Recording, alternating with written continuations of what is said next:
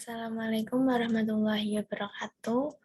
Perkenalkan, nama saya Hilya Nadia Darnawan dari kelas 1B PGMI. Di sini saya akan mempresentasikan materi Bahasa Indonesia pemakaian huruf. Pertama, pengertian huruf. Huruf adalah sebuah grafem bentuk goresan atau lambang dari suatu sistem tulisan. Misalnya 26 huruf dalam alfabet Latin modern atau 47 huruf dalam hiragana. Dalam suatu huruf terkandung dalam fonem atau lebih, tergantung jenis aksara, dan fonem tersebut membentuk suatu bunyi dari bahasa yang dituturkannya. Kemudian pemakaian huruf. Huruf abjad yang dipakai dalam ejaan bahasa Indonesia terdiri atas 26 huruf berikut.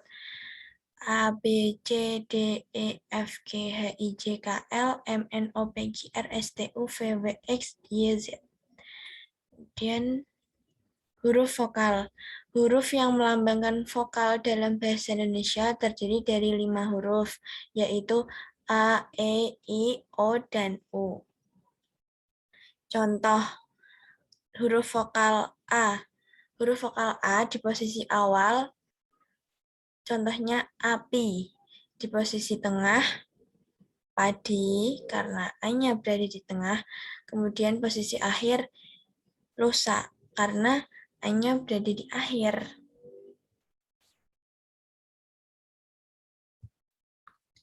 Kemudian huruf konsonan. Huruf yang melambangkan konsonan dalam bahasa Indonesia terdiri dari 21 huruf, yaitu B, C, D, F, G, H, I, J, K, L, M, N, P, Q, R, S, T, V, W, X, Y, dan Z. Contohnya huruf konsonan B, posisi awal bahasa, kemudian posisi tengah sebut, B-nya di tengah, dan posisi akhir adab, B-nya di belakang. Huruf konsonan. Keterangan huruf Q dan X khusus digunakan untuk nama diri dan keperluan ilmu. Huruf X pada posisi awal kata diucapkan dengan S. Huruf diftong. Di dalam bahasa Indonesia terdapat 4 diftong yang dilambangkan dengan gabungan vokal ai, au, ei, dan oi. Contoh untuk posisi awal gabungan huruf ai tidak ada. Posisi tengah balairung dan posisi akhir pandai. Kemudian untuk au, posisi awal au atau tidak. Posisi tengah taufik, posisi akhir harimau. Lanjut. Gabungan huruf konsonan.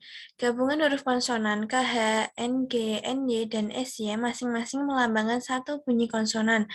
Gabungan huruf konsonan yaitu contohnya KH, khusus. Untuk posisi awal, contohnya khusus. Posisi tengah akhir, posisi akhir tarikh.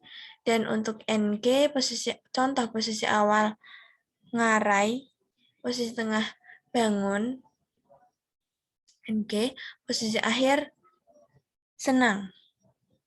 Kemudian NY posisi awal nyata, posisi tengah banyak, posisi akhir contohnya tidak ada. Kemudian SY posisi awal syarat, posisi tengah musyawarah, posisi akhir aras. Aras.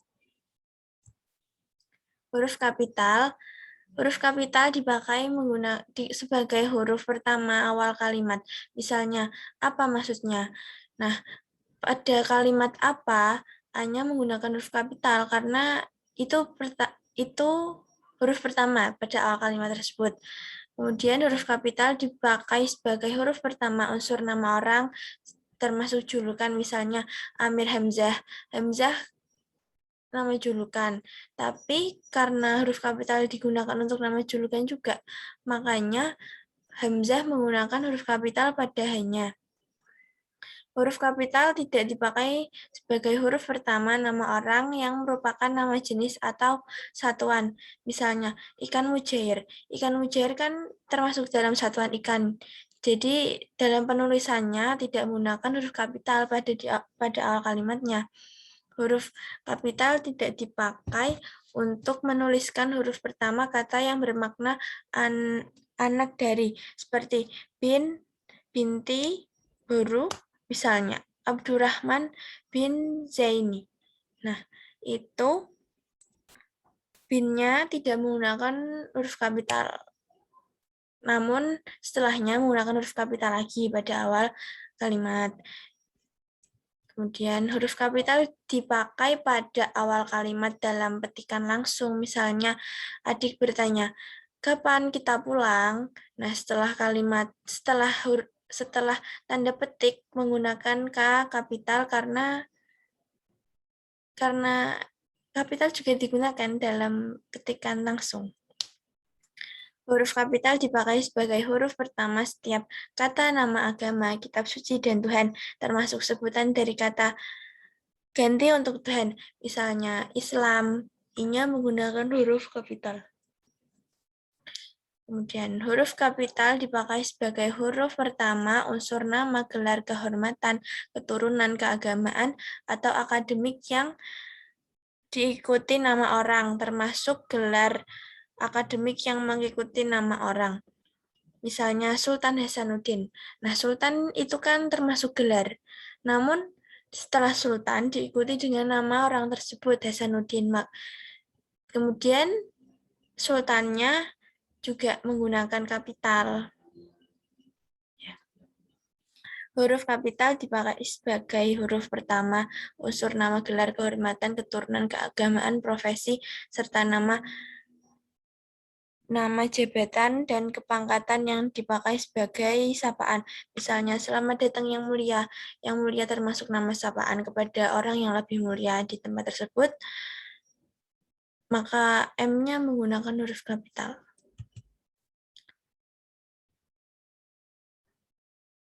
Kemudian huruf kapital dipakai sebagai huruf pertama urusan jabatan, pangkat orang, atau yang dipakai sebagai pengganti nama orang tertentu, nama instansi atau nama tempat. Misalnya wakil presiden Adam Malik, wakil menggunakan huruf kapital juga. Huruf kapital dipakai sebagai huruf pertama nama bangsa, suku bangsa, dan bahasa.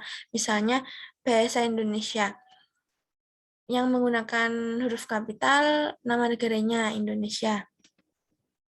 Huruf kapital dipakai sebagai huruf pertama nama tahun, bulan, hari, dan hari besar atau hari raya. Misalnya tahun Hijriah.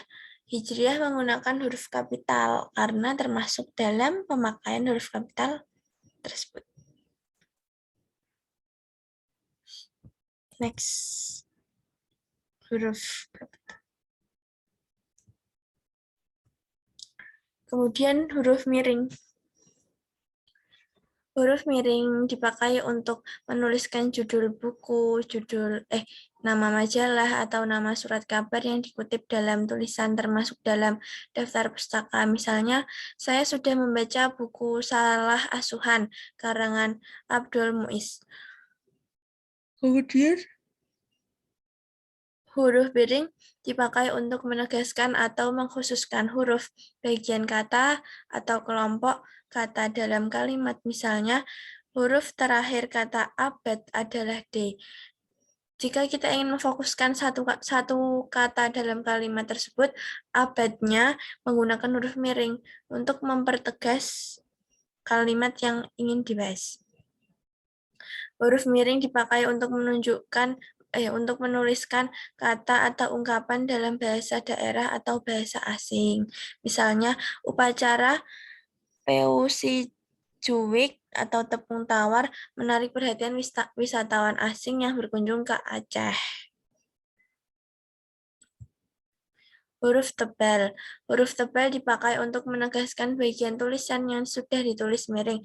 Misalnya, huruf DH, seperti pada kata Ramadan, tidak terdapat dalam ejaan bahasa Indonesia yang disempurnakan. Kata ET dalam ungkapan araet, labora berarti dan. Kemudian huruf tebal tidak dipakai untuk menegaskan atau mengkhususkan huruf bagian kata, kata atau kelompok kata dalam kalimat untuk tujuan ini digunakan huruf miring. Huruf tebal dapat dipakai untuk menegaskan bagian-bagian karangan seperti judul buku, bab, atau subbab. Misalnya 1.1 latar belakang dan masalah. Kondisi kebahasaan Indonesia yang diwarnai oleh satu bahasa standar dan ratusan bahasa daerah ditambah beberapa bahasa asing, terutama bahasa Inggris, membutuhkan penanganan yang tepat untuk merencanakan bahasa. Agar lebih jelas, latar belakang dan masalah akan diuraikan secara terpisah seperti tampak pada paparan berikut. Terima kasih. Mohon maaf jika ada kekurangan dalam penyampaian. Wassalamualaikum warahmatullahi wabarakatuh.